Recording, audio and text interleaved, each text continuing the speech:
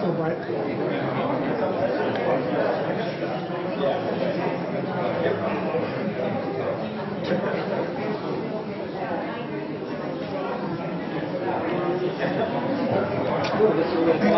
Hey Frank.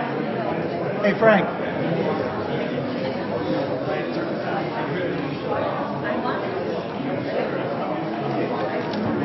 Sit down and we'll sing.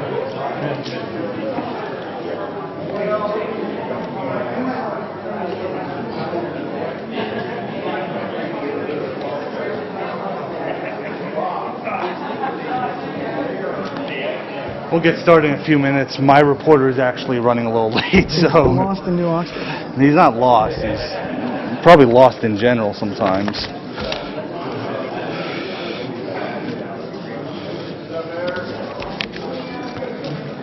A little bit, but. Is it on? I guess both are on. You don't have to be quiet yet. They're running a little late. Go back here.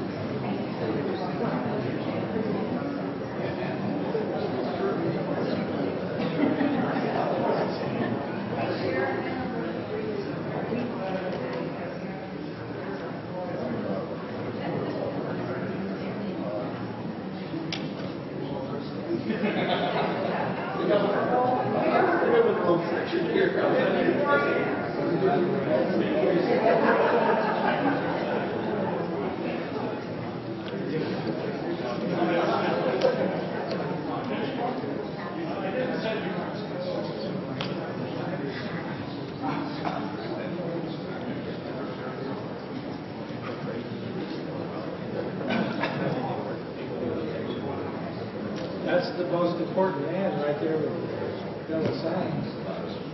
You three. Way more important than Alex. All more important to me is Alex.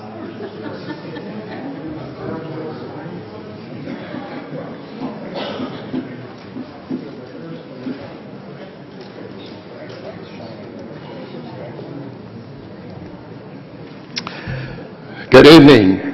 My name is Niles Ellingson. I'm chairman of the Candidate Information Committee, which is made up of villagers here at Cross Keys Village.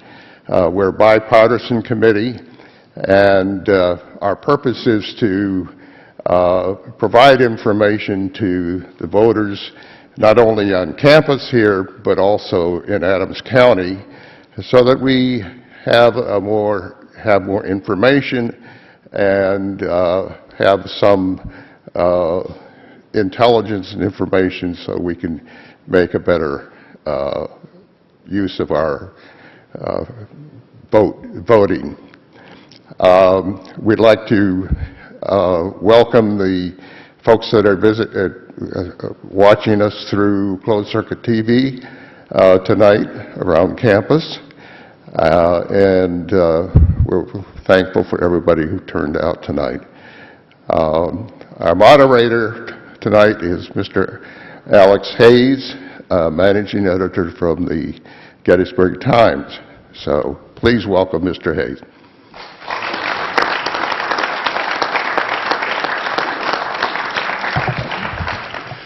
Thank you very much, Niles. Good evening and welcome to Cross Keys Village, the Brethren Home community here in Oxford Township, Pennsylvania. I want to thank everyone for their patience. We are running a few minutes behind, but we'll get things going here shortly. We'd like to thank Cross Keys for offering a space for tonight's event, and the Cross Keys Voter Information Group, as well as the Adams County Farm Bureau, for helping to organize tonight's event. It's a very beautiful day, so the Farm Bureau actually could not make it because they're going to take advantage of getting their crops ready. So tonight we'll hear from the three candidates who are seeking the Democratic nomination for Adams County Commissioner: Paul Kellett, Harry Stokes, and Marty Qualley. In the May 19th primary election, Democrats will choose two of these three men to advance to the general election in November. Just a very short rundown on how the night will play out. Each candidate will have 2 minutes to give an opening statement before we move on to questions.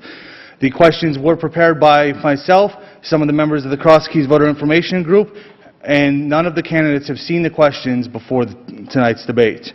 Also, we have cards going around. If we have time, we'll get to your questions as well. If a candidate is specifically mentioned by another candidate, or a board that he sits on is mentioned by a candidate, the candidate will get a chance for a 1-minute rebuttal. As a rule of thumb, I ask that all candidates be very respectful to one another, and I ask that the audience remains respectful as well. Interrupting a candidate will not be tolerated. Okay, we'll get to the opening statements. We'll start with Mr. Kellett. Is this on? It should be. Yeah. Good evening, and thank you, Cross Keys Village, for having us this evening. Thank you, Gettysburg Times and Farm Bureau, for hosting this event. As a political science major, I believe in information shaping democracy, and so thank you all for coming out and joining in on that. My name is Paul Kellett. You heard that. I spent all my life here in Adams County. I love Adams County. I'm passionate about Adams County, and I'm passionate about good government, and sometimes that passion might sound like anger, but it's really just passion. On May 19th, you will have a choice between loving Walmart and loving the Adams County way of life that we have now. You have a choice between good government, open government, and a closed system of debate that happens in the back rooms and a different management style than I will advocate. I'll give you a list of some of the things that I disagree with. Doubling the county's debt, paying $7 million in cost overruns for a radio project that was already signed contracts for $20 million, changing health insurance carriers without getting competitive bids, not publicly asking for Brad Rigler's resignation from the County Planning Commission after racist-sounding YouTube videos surfaced, and 600 parents in Fairfield asked for that resignation. Not advocating for the appointment of conservationists to the Conservation District Board. The list goes on.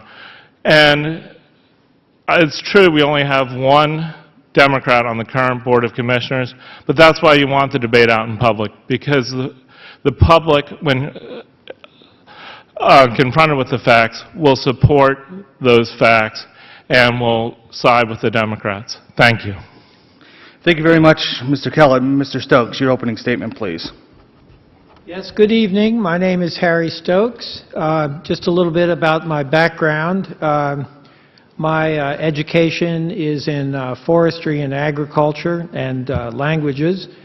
I served 19 years in local government in Adams County, 6 of those years in Gettysburg Borough, and 13 of those years in county government. I left office in 2004, and I participated during my time on 4 distinct boards of commissioners. I've jumped back into public life again because I've been distressed about the way in which this Board of Commissioners has tended to leave policy, programming, and the things we built over many boards going back all the way to the 80s, the way this board has tended to not honor what we built up in the county and not stand on our shoulders and try to build from the tremendous foundation we created for the new board, as each board does for a successive board, but rather to go in a new direction, which is, for me, a very troubling direction. And I think Paul Kellett alluded to some of these things. The debt has tripled since I was a county commissioner. The cost of governance has skyrocketed. Power has accreted or centralized into the commissioner's office. The department heads, always our mainstay of good governance, these department heads have been weakened. We've had numerous personnel or EEOC violations in the county. A host of things have come to my attention which greatly concern me. Thank you. Thank you very much, Mr. Stokes. Mr. Qualley, your opening statement, please.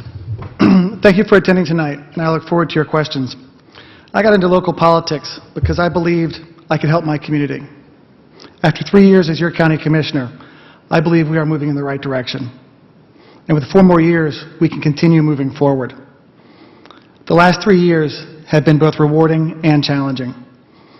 Rewarding because I had the opportunity to give back to my community.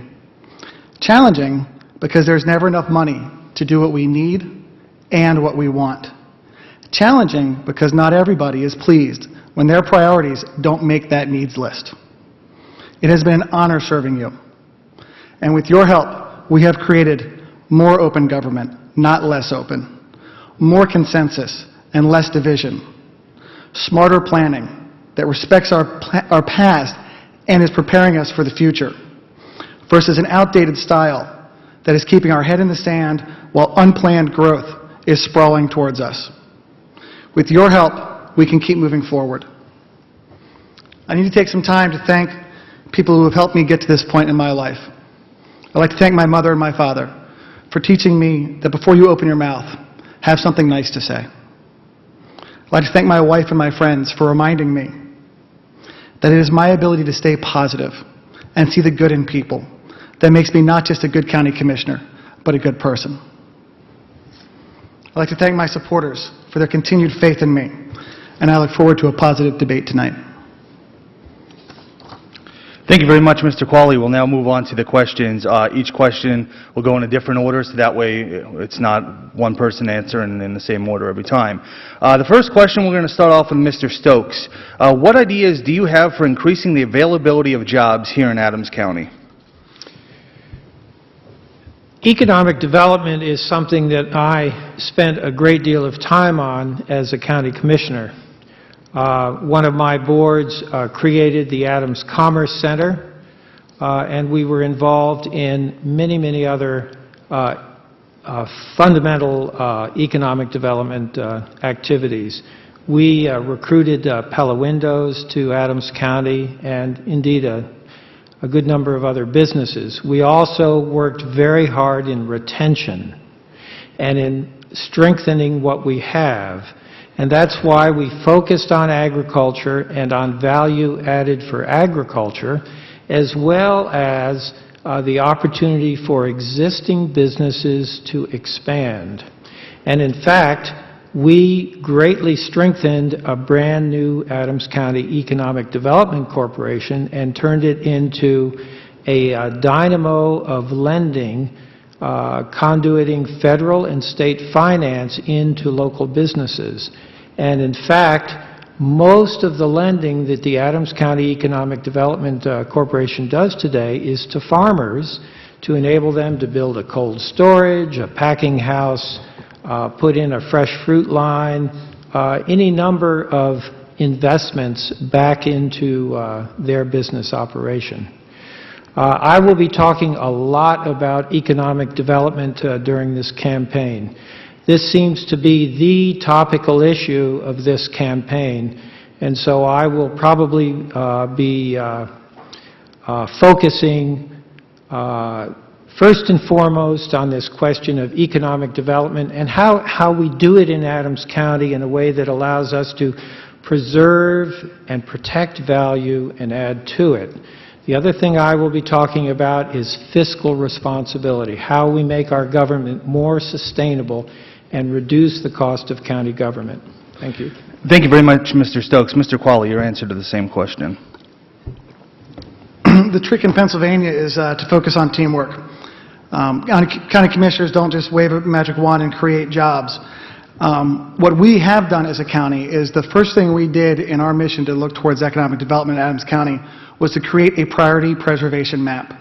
This was a planning tool so we could start looking at not just an anecdotal glimpse of the county at what was valuable as far as water resources and land and historic view sheds, but actually to quantify a map that says these are areas that should be set aside for preservation.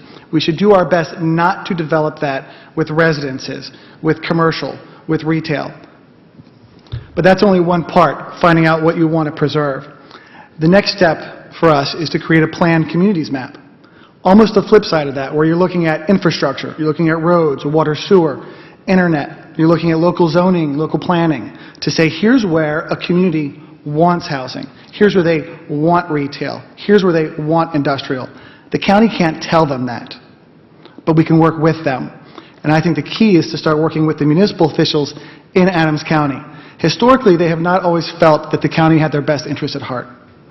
Now I'm proud to say that through our work with the Council of Governments and attending municipal meetings, they're starting to see that we're not here to tell them what to do. We're here to ask them what they want and what resources we can bring. I'm proud to serve as the liaison to our Planning Commission. I attend every Council of Governments meeting that I possibly can. I'm on the board of the Economic Development Corporation. I attend almost every single Industrial Development Authority meeting. There is a group between the county, our professionals who work in the industries, and our municipal officials. Without all three working together, it doesn't work, and you will not create more jobs in Adams County. Thank you very much, Mr. Qualley. Mr. Kellett. Yes. I don't think it's a question of availability of jobs in Adams County. Adams County actually has the lowest unemployment of any county in Pennsylvania, 4.8%. It's the availability of good-paying jobs that we need here in Adams County. And actually, I'm going to salute Mr. Qualley here, he's going to be surprised by that, for his initiatives on broadband, bringing broadband to Adams County. He's worked very hard on that and has done an excellent job on that. And if I were elected commissioner, I would continue that effort. I would also help the municipalities with their zoning regulations, take more uses as use by right instead of conditional use, which slows down a business from coming in 6 months, a year. We've got to look at that, streamline that, green light things, because as a realtor, I have people saying, can I do this? And I say, I don't know. I shouldn't be able to say, I don't know. I should be able to give them an answer. They should be able to draw plans, and the plans should be clear.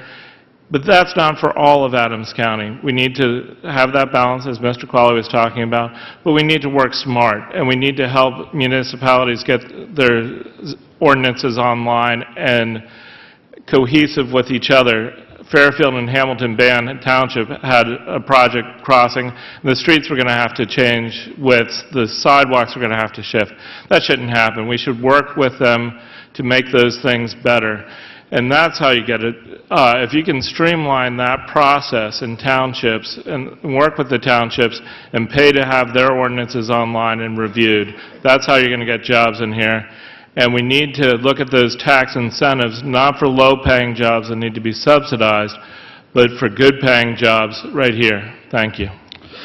Thank you very much, Mr. Kellett. The next question, we will start with Mr. Qualley. What is your position on the proposed Gettysburg Crossing project as it relates to tax increment financing?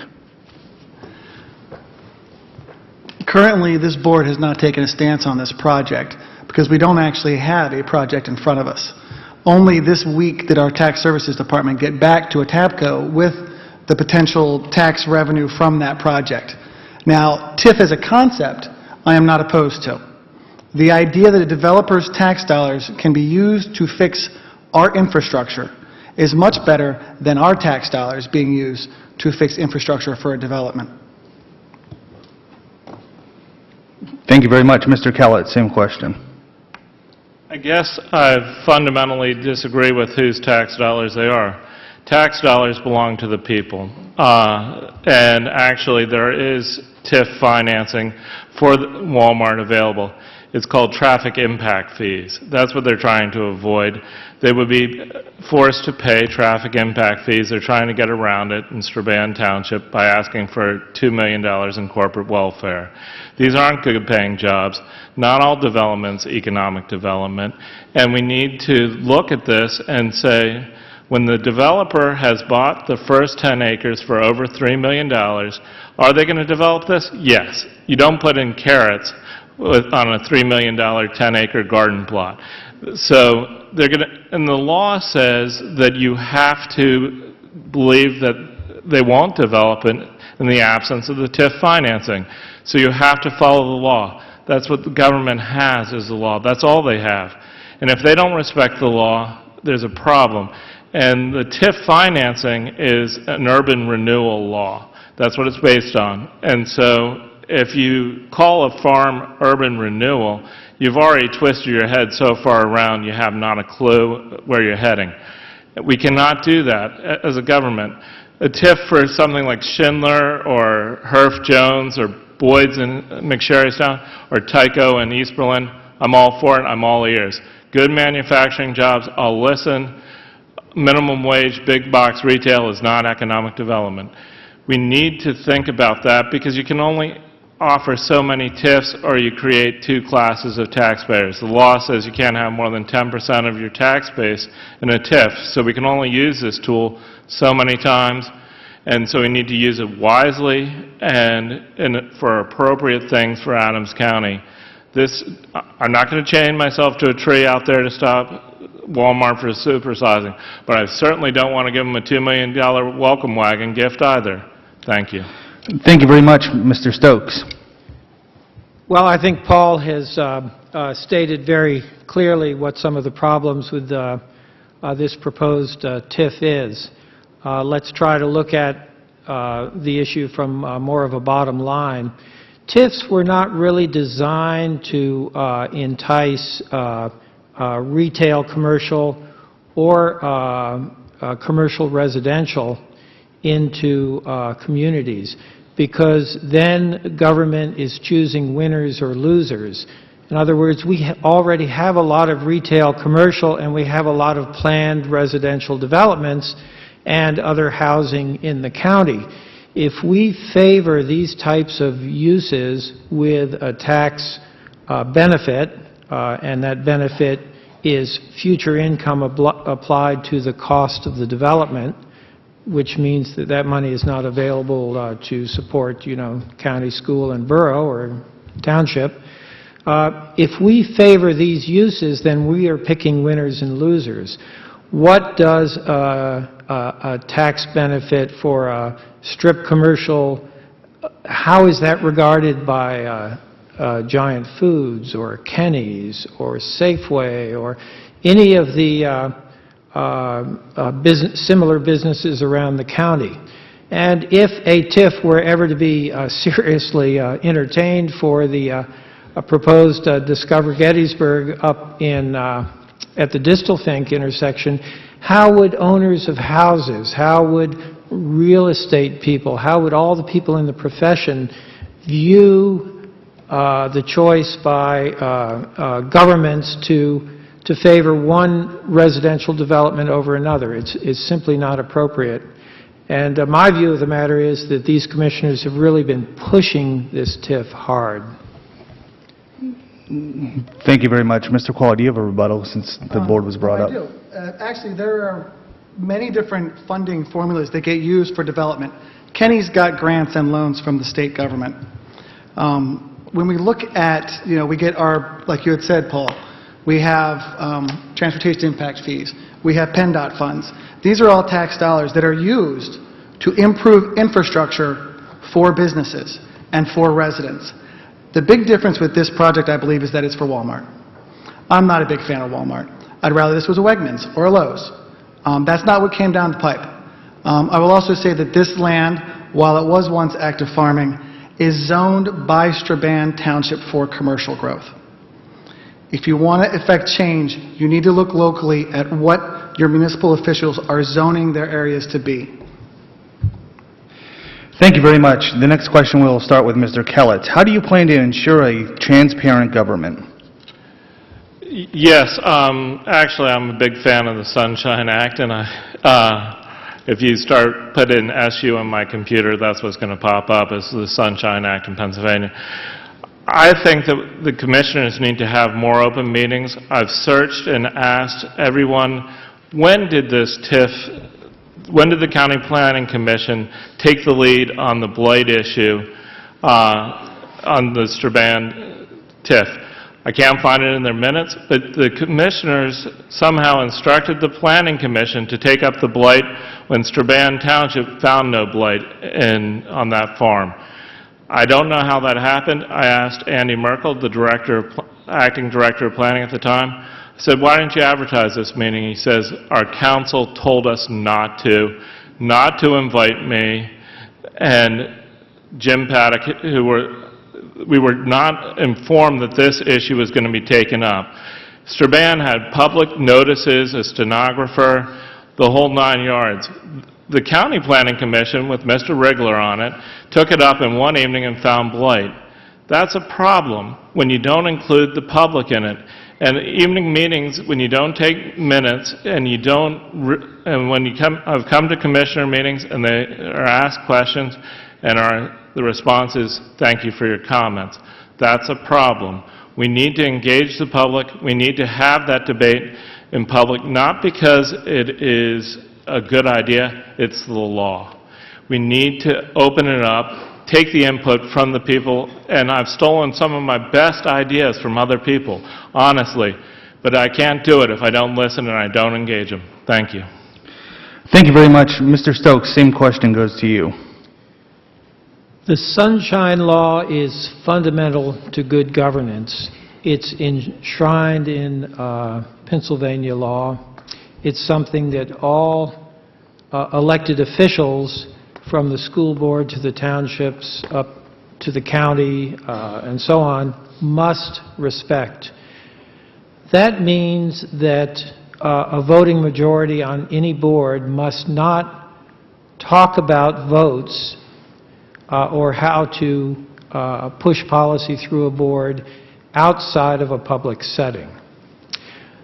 When I was a commissioner, 4 boards, going all the way back to Bob Klunk and Ron Hikas, we were very, very careful about this. We did not engage in any kind of chit-chat in the hallways, in our offices, or anywhere that would color a decision at the commissioners' meeting. When we came to the commissioners' meeting, we were prepared to have a full-throated discussion about the issues. On all the boards I served, there were many 2-to-1 votes. Once the vote was taken and the meeting was over, usually the dissenting vote just got right behind the other 2 commissioners and backed the decision of the board. That was always standard operating procedure.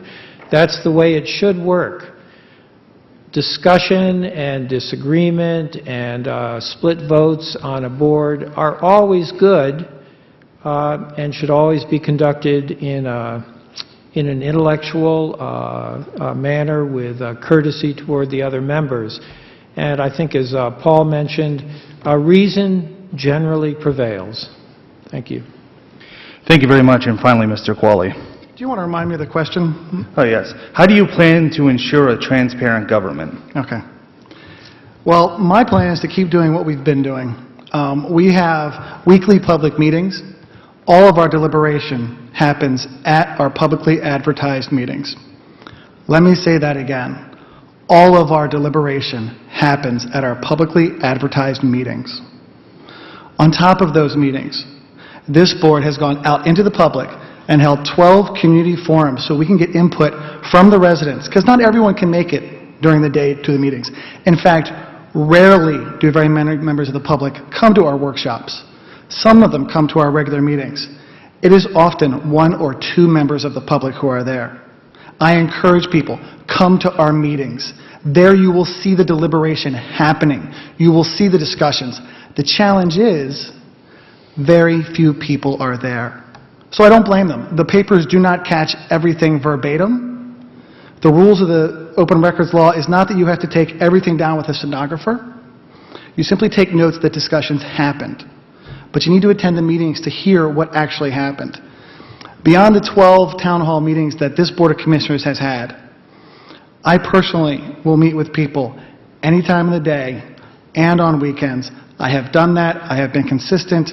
If you want my phone number, everyone, it is still 339-6514. If you have any questions, give me a call. Email me. I will respond to you. I met with a mother and her son who were in the prison society. They wanted to meet. They had a lot of questions. They were very pleased that I met with them. The truth is, when you have one commissioner going around getting information, there's no violation of anything. And often the three of us are separately getting information. We come back to our meetings, and then we have our discussion. I don't know if you can get much more open than that. Thank you very much, Mr. Qualley. This next question is going to be a little bit different. Bear with me here. There have been a lot of concerns expressed throughout this campaign that the Democrats in Adams County are lacking a voice because of the vast majority of votes during the commissioners' meetings are 3-0. We'll start off with Mr. Qualley and ask, can you explain why you tend to agree with the other commissioners so often? Well, I say I agree with them, or often they agree with me. I may be the first Democrat in the history of Adams County to have 2 Republicans vote for him every single time. The truth is, I have worked to build consensus my entire life. It was one of my campaign promises 4 years ago, and I have done that. Do we all sit down at the table and agree when we start? No. But in the end, we find something we can all agree on. My concern is that I don't understand why my opponents disagree with me so much on this. When I looked at their voting records, the last year in office for each of them, Harry as a commissioner, Mr. Kellett as a supervisor, they voted in the majority every single time, 100%. Harry's votes, 99% of them were unanimous. The challenge was the third of the meetings that he missed. All the votes were 2-0. You want to lose your voice? Don't show up to a meeting. Paul's votes, again, 100% in the majority. 95% of his votes were unanimous. I look for common sense, common ground, and consensus. So do you two. What is the issue with 3-0 votes? How come when I do it, it's bad policy, but when you do it, it's good policy? Okay, like I started off, I said the question was going to be a little bit different, and then it just took another turn here, so we'll just go with it. Because Mr. Qualley mentioned both of these gentlemen by name, I'm going to give them a chance to get a 1-minute rebuttal on his statement, and then I will ask the question that I had for the other two. So we'll start off with Mr. Stokes. So I should provide a rebuttal first. Yes, and then I'll go to the question. Okay.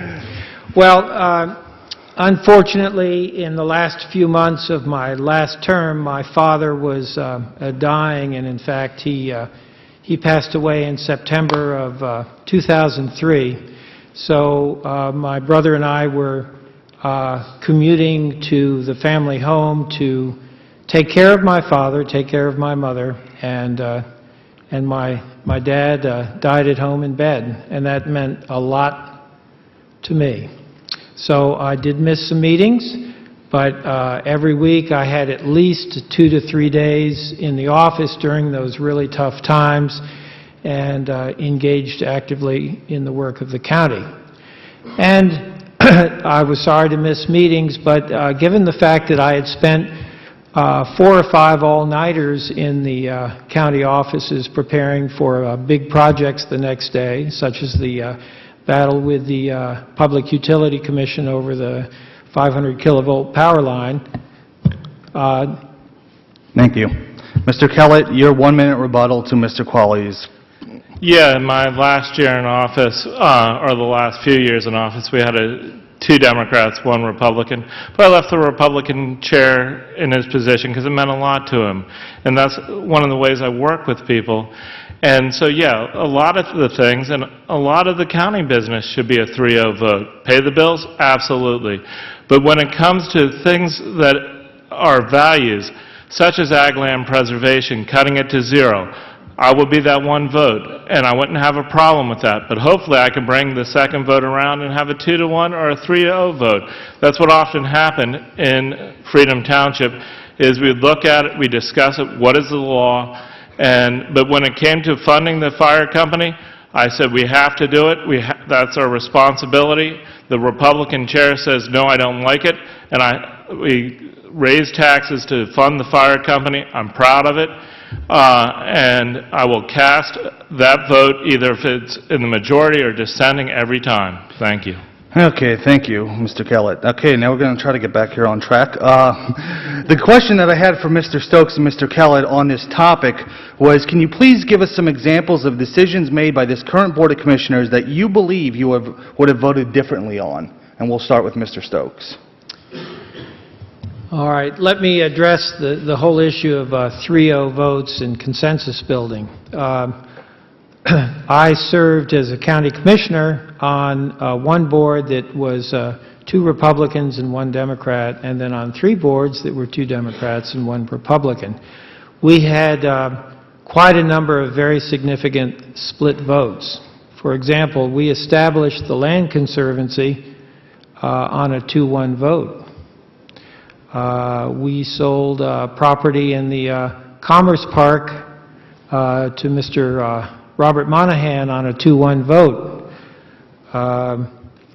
I fought back with a good deal of perseverance the proposal for a Walmart trucking center up on the Distelfink intersection with several 2-1 votes. So normally you vote 3-0, but when it comes to often really big issues, really tough issues, you've got to draw the line, you've got to stay focused on your long-term goals, and you've got to take that dissenting vote if that's what's required. And if one of your colleagues makes a dissenting vote, you honor that and you understand where he or she is coming from, and then you try to build that into your understanding of the issues going forward. So I've been very concerned about some of the policies of this board, and I have wished that Marty would have stood up to what apparently was the determination of the county manager, and whom people in the county often refer to as the 4th commissioner, in some of these actions, and I can go into these in further detail. Unfortunately, we don't have time for that. Mr. Qualley, you were mentioned in that, so before we move on to Mr. Kellett, would you like the chance for a 1-minute rebuttal? The only thing I'd like to say is that the votes that you mentioned, Harry, were from previous boards. I'd like to see what votes happened here in the past 3 years that you would disagree with, but that's okay. I don't know if we're going to be rebutting rebuttals, but I do want to challenge Mr. Kellett with the idea that we have zeroed out funding for ag land preservation. While there was 1 year that in our budget it was dropped to 0, that same year we spent $268,000 on farmland preservation because we have other funds beside general funds money that you can spend on preservation. And if people would attend our meetings, they would see that when we approve our expenditures, there's a long list of different funds that are available. Thank you very much, Mr. Kellett. Your answer, your 2-minute answer to the question of can you give us some decisions made by this board that you believe would have voted differently on? Yeah, actually, when you write your budget and it says 0 for ag land preservation, that is what it says. And actually, in the next year on the general fund, it reflected that $265,000 as being the actual spending. So it didn't come from a different fund, Mr. Qualley. It came from the general fund, the same pool. Your budget is a complete document. There are no hidden funds in there. I added them all up, and you did zero it out. You tried to zero it out several times, and you actually last year put down $350,000 for ag land preservation. But in this year's budget, you switched it to saying that was a 0, so you could say we increased it to $265,000 when you decreased it $90,000. I don't play games like that.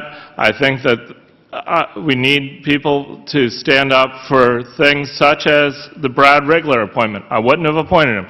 It would have been a 2-to-1 vote every time. And I wouldn't have it so that the insurance is switch carriers, the bill goes up $400,000 without getting competitive bids. I wouldn't have done it. I wouldn't do it any time. And there are other things, other values that I feel are important. The list could go on and on. The idea of having 28 hours total in 2014 work sessions, public meetings, I added them up, and 38 hours in executive session. You can't run a $70 million operation on 28 hours of deliberation when you say the pledge and you do proclamations every time. Can't be done, and so either you're not doing your job or you're not deliberating in public. I don't know what it is, but either way, it's not right. Thank you very much. Do I have a rebuttal? Marty mentioned me by name. Oh, yes, I'm sorry. Please forgive me. I would like to move on, however, so if you gentlemen... I'll be really brief. I'll just throw out one example, Marty, of a vote that I would have, if I had been you, I would have voted against, and that's zeroing out or decreasing the funding of the Adams County Transit Authority, now the York Adams Transit Authority. This is one of our lifeline supports for people who depend on rides to the hospital and to services and to do their grocery shopping. That was something that I think people were able to beat back, and the commissioners did restore some funding to that activity. But that's an example of one of the votes I certainly would have been a dissenter on. Okay, and I will ask moving forward that the candidates please answer the question at hand. You know, come to think of it, that was actually the answer to the question. So we'll move on here and say the county is currently exploring options for new human services buildings. Some proposals have fallen through. Do you think such a building is necessary, and if so, what are your thoughts? We'll start with Mr. Kellett. Actually, I'm quite a bit of a fiscal hawk, and I think that purchasing the buildings that the county is currently in, the owners have said that they're for sale for the assessed value, which is right around $4 million. That would be a savings over the 8.3, savings of $4.3 million over what's proposed. They would be adequate for the needs of the county. They're not perfect, but they would be adequate. And with the fact that this board has more than doubled the county's debt, I don't see spending another $8.3 million as being wise. They've also taken out a $10 million line of credit. They've run up the debt even though they've gotten a $6 million windfall from the sale of Green Acres. That's how the bond rating went up, is because they got that variable. Green Acres budget fluctuated all the time, and that's how the bond rating went up, not because they borrowed more money and showed that they could pay it back or raise taxes twice. That's not how it happened. The fluctuating line item of Green Acres raised the bond rating. And if we keep spending like this, and our debt is over $100 million, we're going to have a problem. Debt with interest, I'm sorry. When it's paid off in 2037, we're going to have paid over $100 million on it. Thank you. Thank you very much, Mr. Stokes. Please repeat the question, so I make sure I understand. The county is currently exploring options for a new human services building. Okay. Some proposals have fallen through. Do you think such a building is necessary? If so, what are your thoughts? All right. I am troubled by the idea of this $8.3 million social services building with all of the so-called county social services collected together in the building. Now, I know the concept of putting it out adjacent to the prison is now abandoned, and I really breathe a sigh of relief over that, because one should never put children and youth out next to the prison. Bad move. I'm still concerned about what the commissioners may be planning. I'm concerned to see substantial donations into commissioners' political funds by real estate people who may have an interest in a specific proposal to build a building. And I'm not referring to Marty on this. I don't believe that we should collect probation, domestic relations, mental health, and children and youth in one building. I believe children and youth should stay separate. I believe domestic relations can operate separately, no problem. Bringing mental health IDD over to Adams County and housing it with probation, great idea. We've already got a lot of sunk costs in the buildings that the county owns in the center of town. Working with experts, and I knew those buildings already from my time, we can rehab and restore all of those buildings and house everybody in the center of town. And we should do as much of it out in the private sector with partnerships as we can to reduce or avoid county debt, because our debt is dangerously high. Thank you very much. And finally, Mr. Qualley, same question. 4 years ago, I made a challenge to the commissioners running and to the staff at the courthouse that we needed to reduce our rents. They were just too high. The current buildings that we have for these departments are adequate for where we are now, but they are not large enough for the future. Yes, there are offers on the table to purchase them, and we can see where that goes. Right now, we have not made any decisions. We have multiple real estate options that have been presented to us. Again, this is something that will happen in executive session because we're dealing with real estate. The idea of this building is one that our directors have really, really embraced, that the courts love to see that there's just going to be the synergy with the departments that immediately affect families. You have a family who is going through children and youth who may have a parent or a child who's in probation. You may have a child who has a mental health issue that's undiagnosed. And now we can say, you know what, one of these different case managers who now are in different floors in different buildings. We have probation in 3 different buildings, but 2 that would be a little more synergy could be put together. The third out of the prison is going to have to stay out there with the reentry facility. But the idea that a family can come in from one area and be referred by walking right down the hall to a mental health caseworker or a child who has a developmental delay is going to create a synergy for those families that is worth every penny. And the truth is, right now, proposals that we are looking at are at cost savings. So when I refer to our needs and our wants in the beginning, if we can save money, then we have more money for our needs, and then we can start working on our wants. Thank you very much, Mr. Qualley. We'll now move on to questions. I was considering that Mr. Kellett had said about this board had doubled the debt. Oh, okay, yes. Actually, that's... Because I hope that's a much fuller question later, because 1 minute will never be close enough for this, but I think that Mr. Kellett's numbers may be wrong on that. His number of $44.5 million going to $98.6 million is not what I can find in county records. What I find is going from $43.5 to $75 million. That is much different. Yes, $20 million for a radio project.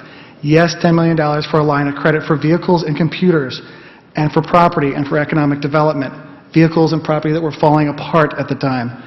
But we also refinanced $17 million of debt from previous debt. We refinanced $28 million of previous debt. That is not ours. We refinanced it because we could save the residents $70,000 a year because of that bond rating. It gave us better interest rates. We could save money by refinancing that debt. We did not double the debt. Thank you very much. The next question was actually that. I gave you a chance to interrupt me. Yeah. So, okay, the next question was from Marty. I've heard Mr. Kellett say that you've doubled the debt during your term in office from 44 to 98. Is that true? If so, what is your explanation for it? It's still an important question, so we'll give Mr. Kellett, we'll start with Mr. Kellett for this one. Well, I got my information from the spreadsheet available online as to Adams County's non-electoral debt, and those were the numbers that they had on there. That's with interest, and if you look at the county's debt payments, they've gone up over $2 million a year. So, you know, it isn't the case, and I also question why you put a radio project that when you came in you said we have to act immediately because it's 25 years old on a 25-year bond. That doesn't make any sense to me, and you put $20 million of a $27 million project on a 25-year bond. Now, if that's vision, if that's leadership, then I don't want any part of it. I think it's crazy to do that. You don't put a cell phone on a home equity loan. You don't do it. And you have to look at the whole picture, and yet, if $8.3 million saves you money, $4 million saves you more. That's that simple. And we need to be looking at these things because seniors are getting taxed out of their homes, and that is a social justice issue. And these are the things, you don't double debt and vacuum.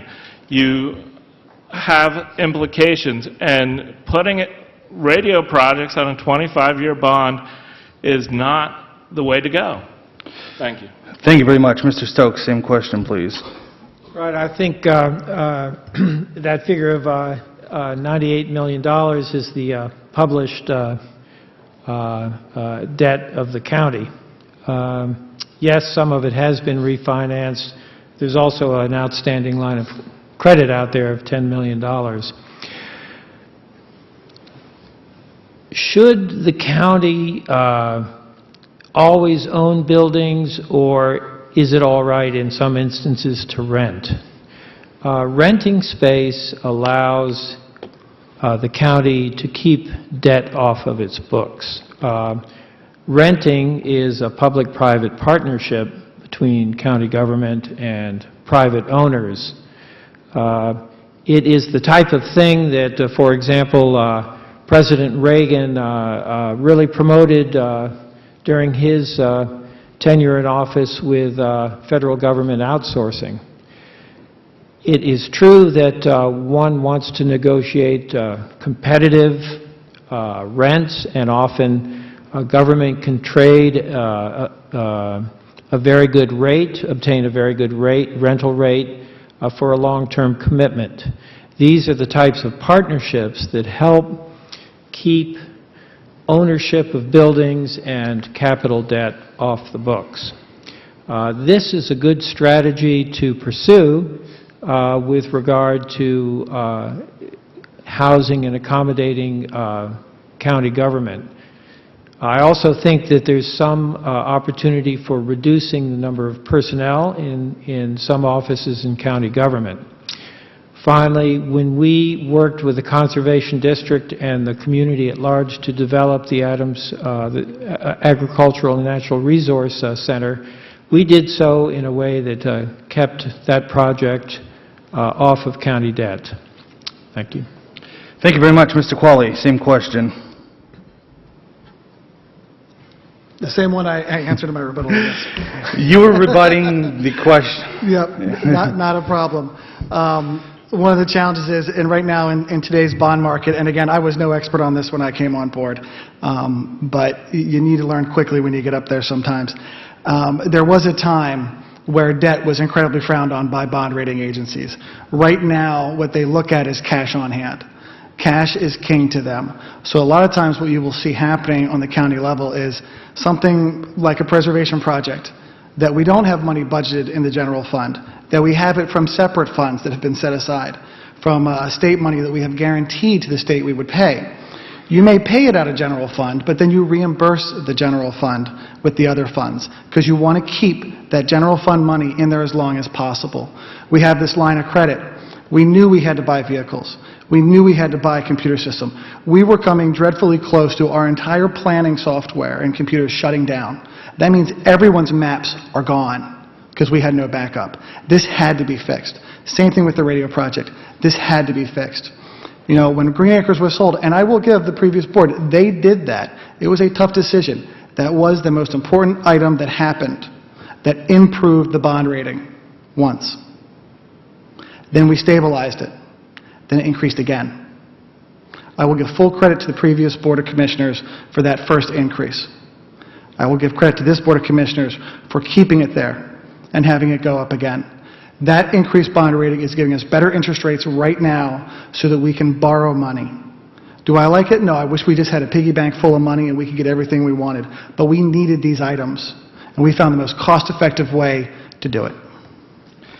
Thank you very much, Mr. Qualley. Move on to the next question.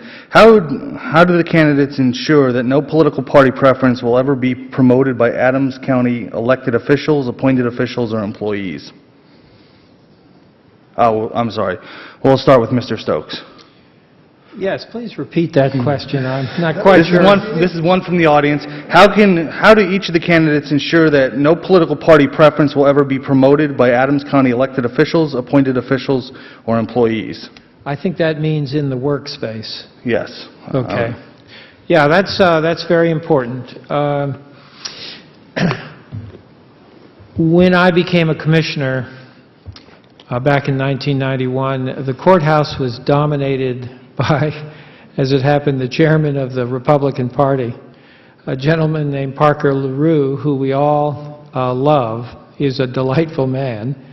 Parker's still around, and he belongs to a wonderful family. People were forced to re-register Republican if they were Democrat.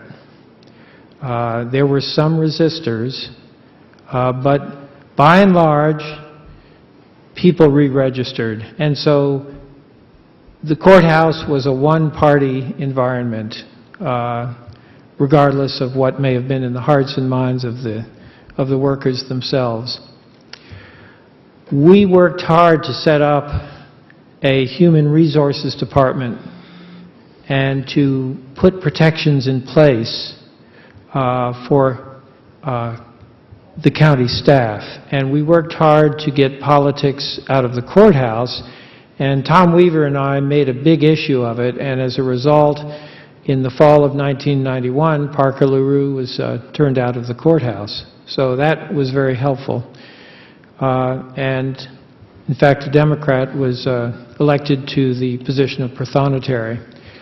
In the ensuing boards, we worked very hard to keep politics out of the courthouse, to always balance our boards and commissions with a wide variety of people.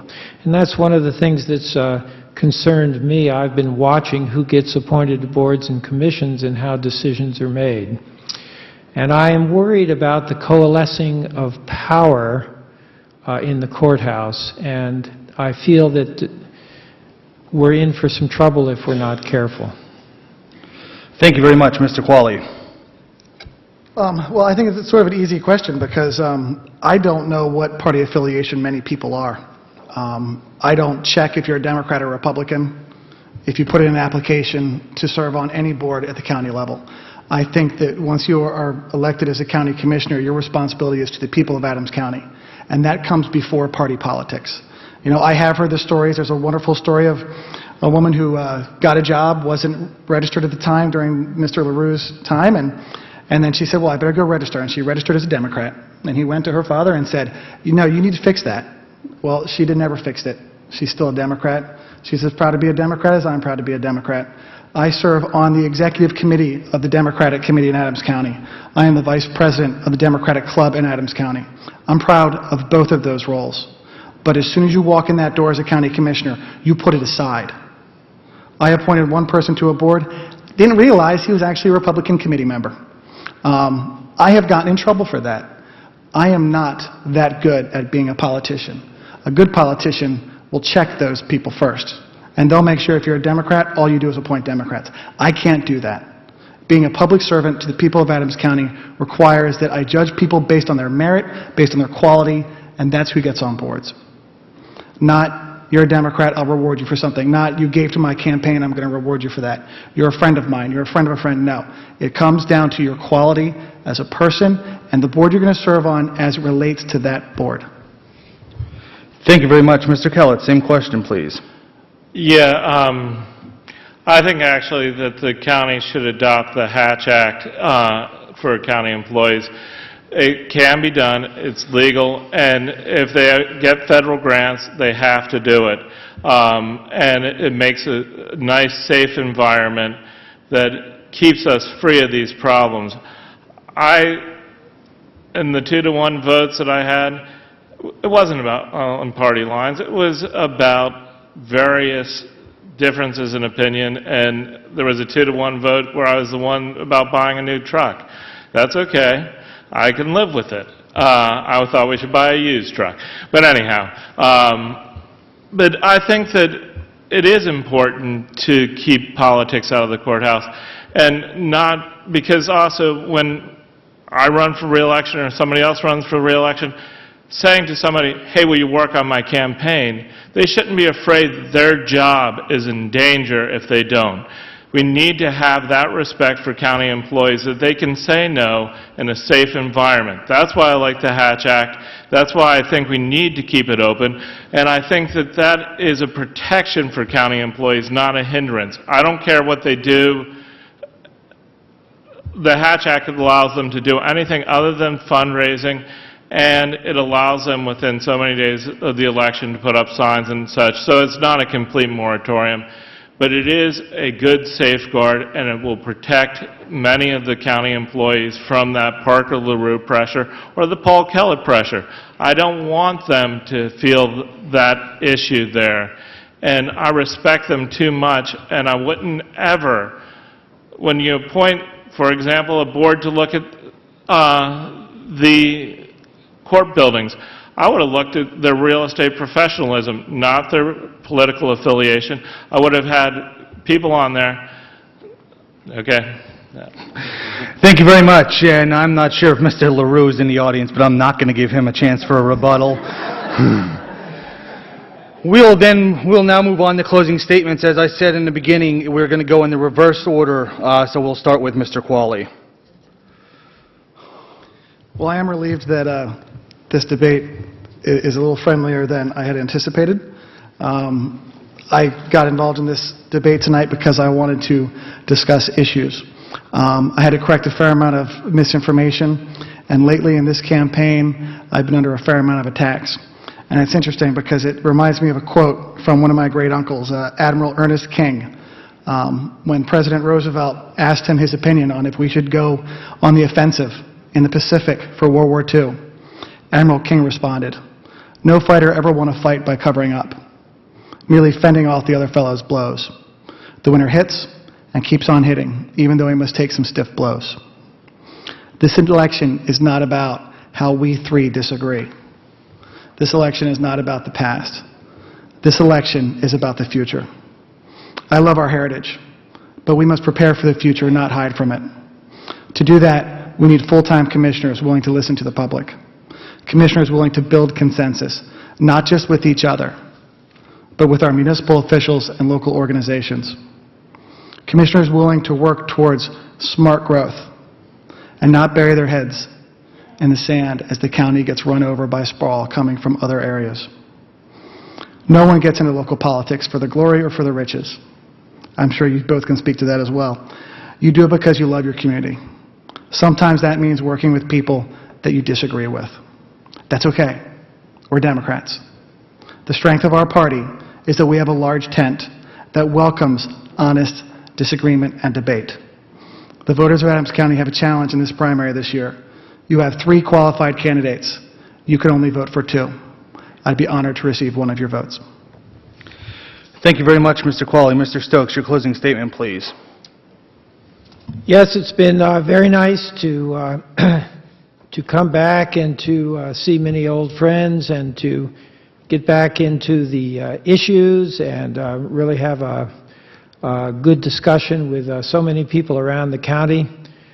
I never thought that I would jump back into the public arena again, but I've really become quite concerned about the direction of the county, and I will go into some depth on the issues. I have a website. You'll be able to go visit the website or the Facebook page and really read in depth on some of these issues. And the 2 that I've really highlighted are fiscal responsibility and economic development. How do we do economic development? How do we preserve value? Well, we build value based on what we have, based on the special things that constitute Adams County. I have 19 years of experience in public elective office, excuse me, and I have 13 years of experience in the courthouse. That's several years more than the entire Board of Commissioners has, since each of the members of this board are in their first term.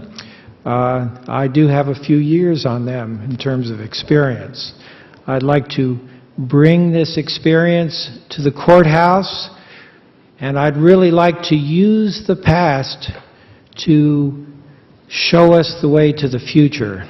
I'm a great believer in always referencing those who have come before and the foundation of knowledge and of action that has been built up to guide us in going into the future. Thank you. Thank you very much, Mr. Stokes. Mr. Kellett, your closing statement, please.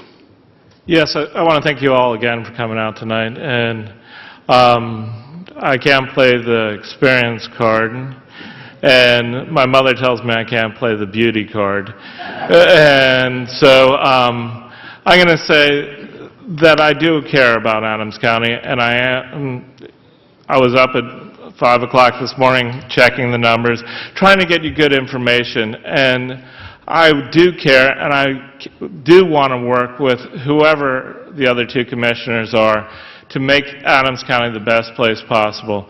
And that takes more than full time. That takes from 5 a.m. till 11 a.m. and 7 days a week. I'm a little crazy this way, but I believe I'm passionate about Adams County. I'm passionate about Adams County's future. I know that it's going to change. I've seen changes in my 40-plus years here in Adams County, and I want to shape that change so my kids can be as passionate about Adams County as I am and be as proud of Adams County as I am. And thank you so much, Alex. Thank you all for coming. Good night.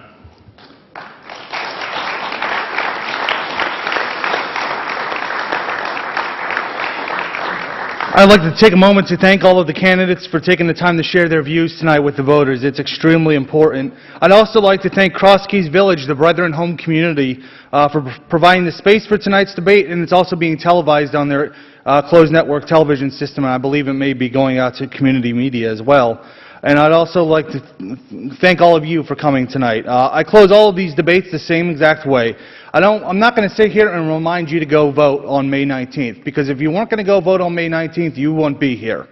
So what I do want you to do is I want you to find 2 people that you know who live maybe here in Adams County who do not vote. And hopefully they're registered, because it's a little too late for that.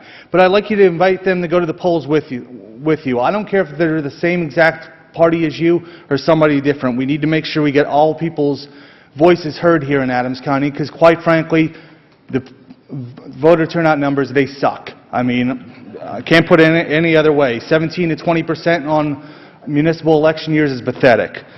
So we have a little more than 2 weeks to take to the election, so take the time to get to know not only these candidates, but all of the candidates. In next Tuesday's Gettysburg Times, we'll have a voter information guide. We've sent questionnaires to all of the candidates for any office running in Adams County. We're getting a lot of them back.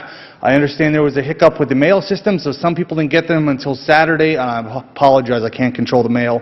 But if you did get that, talk to me. I'll be happy to extend the deadline a little bit to make it a little bit more fair. And also on Wednesday in the Lutheran Theological Seminary's Valentine Hall, we'll be having a debate among members of people who are running for Gettysburg Area School Board. So I'll be there again. Thank you all very much for coming out tonight. Have a safe drive home.